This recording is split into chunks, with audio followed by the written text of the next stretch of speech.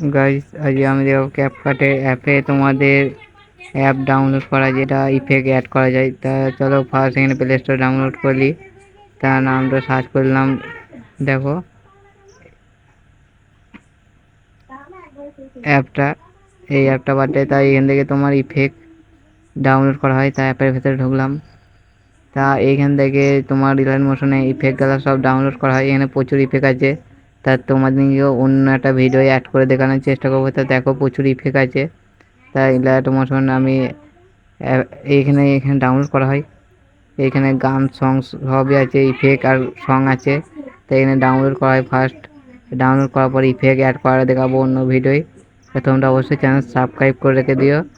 আর চলো ফার্স্ট রিলায়েন্স মোশনে যাই, দেখি ইফেক্ট কীভাবে অ্যাড করতে হয় সেটা পরে দেখাবো। ইফেক্ট কী করে আমার অ্যাড করা আছে সেটা দেখাইছি, কীভাবে ইফেক্ট লাইভে।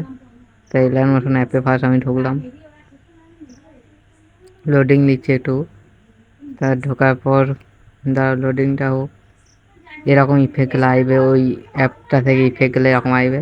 তা একটা ইফেক্টের ভেতরে ঢুকে দেখাই কীরকম ইফেক্ট দেয়। তা চলো এরকম ইফেক্ট আসবে। ভিডিওটা হালকা ছবিতে এখানে ছবি ছবি অ্যাড করতে হয়, তা সেটা দেখো কীরকম করে এরকম হবে তোমার ভিডিও। তা এরকম ভিডিও দেখার জন্য অবশ্যই চ্যানেল সাবস্ক্রাইব করে রাখবে। Bye bye.